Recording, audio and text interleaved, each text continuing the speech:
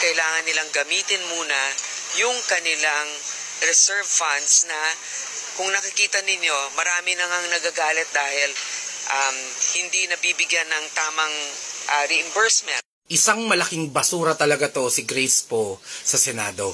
Pagbuhol-buhulin na natin ang utak ni Jam Magno at ni Grace Poe tungkol sa mga sinasabi pa nila dito sa pag-zero ng budget ng PhilHealth dyan sa 2025 GAA. Humanda na, let's do this. Kinailangan pa ba natin na i-zero talaga si PhilHealth to free up 74 billion pesos, Mr. President? Hindi natin maintindihan ba't hindi nila ginagamit yung pera na nandun na meron sila na nakaimbak sa isang, ewan ko kung anong klaseng account yan, savings account, na ang kinikita ay mas mababa pa kesa sa inflation. Mr. President, hindi pwedeng sisihin na nagkulang tayo sa pagbibigay sa kanila. Kasi nga ang dami nga ang pera na nandyan.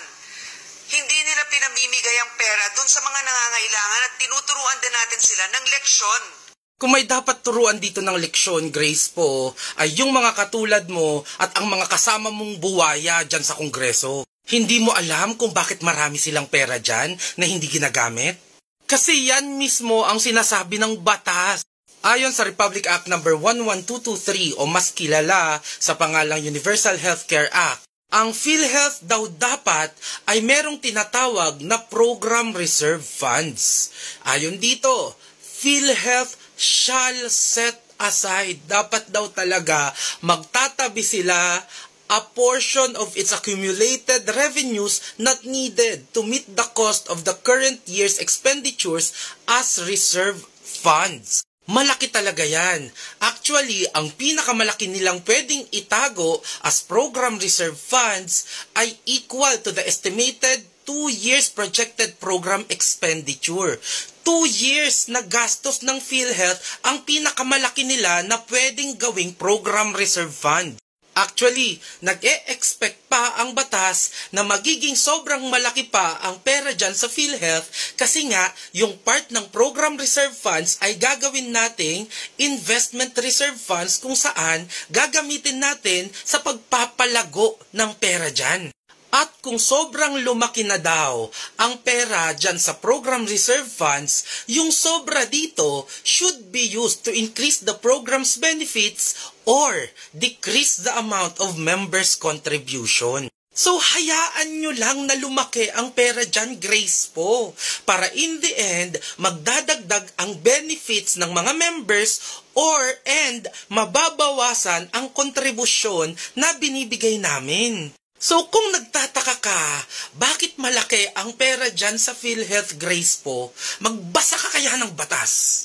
Kasi Grace Poe, ang PhilHealth ay hindi katulad ng ibang mga ahensya ng gobyerno na katulad ng OVP, ng DepEd, ng DENR na kapag binigyan nyo ng pera ay dapat sairin nila yan. Remember, PhilHealth is a health insurance company. Kailangan talaga nilang palakihin ang pera dyan. Kasi dapat assured ang mga members na kahit how many years pa at magkasakit sila ay buhay pa rin ang PhilHealth na hinuhulugan nila para gastusan ang kanilang pagkakasakit. Hindi pwedeng said na said ang pera dyan. Nakakita ka ng insurance company na ubos-ubos biyaya? Tingnan mo nung pandemic. Halos walang masyadong nakakabayad ng PhilHealth. Walang nakakahulog kasi walang masyadong trabaho.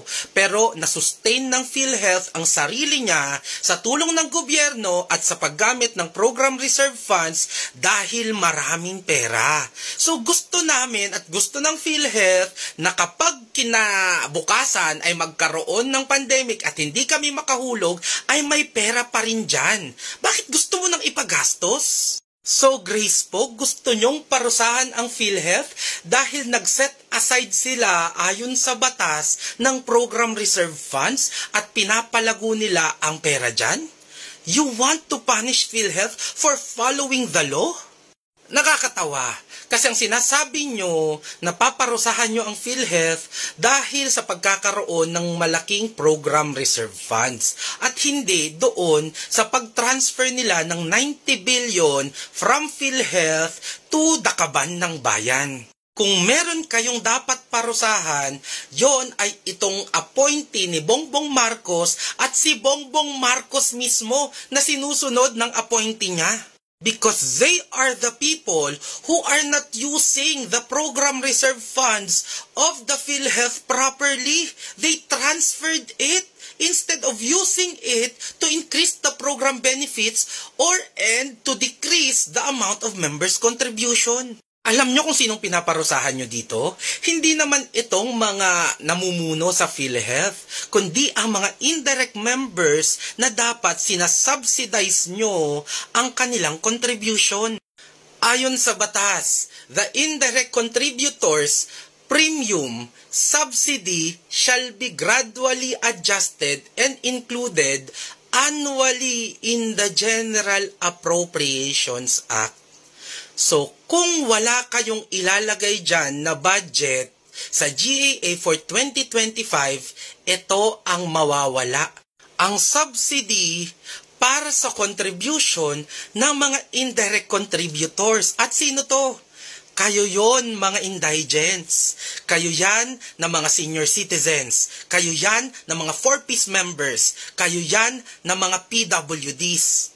Kayo ang tinatanggalan ng subsidy. Kasi ayon dito, yung subsidy nyo ay dapat nasa General Appropriation Act at yon ang binibigay ng gobyernong to dyan sa PhilHealth. Yun yung binabayaran nila na hindi na nila babayaran ngayon.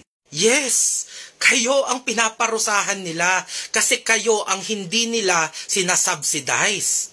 At syempre, kasama na kami sa parusa ng mga contributors, ng mga direct contributors. Kami ang sasalo sa inyo kahit wala kayong kontribusyon. Alam nyo ba kung saan kinukuha ang dapat sinasubsidize sa inyo? Dito sa sin tax natin.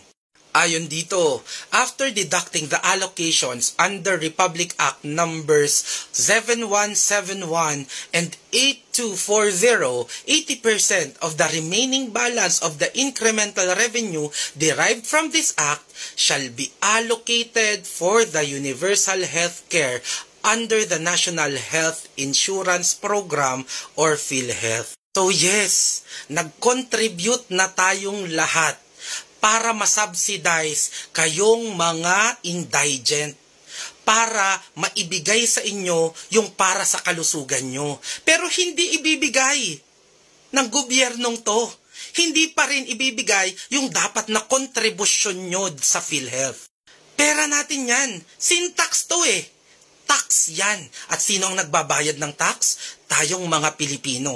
Pero madodoble ang bayad na yan para dyan sa contribution nyo. Kasi ang gusto nila, kunin na lang yan dito sa program reserve funds na dapat ay pinapalago natin at pinangnenegosyo natin para masigurado na sa mga susunod na mga taon pa ay gaganda ang serbisyo ng PhilHealth at meron pa tayong aasahan na insurance na magbabayad kapag tayo ay nagkasakit. Nagbayad na tayo ng tax para bayaran ang inyong mga premiums o inyong mga kontribusyon na hindi ibibigay ng gobyernong to.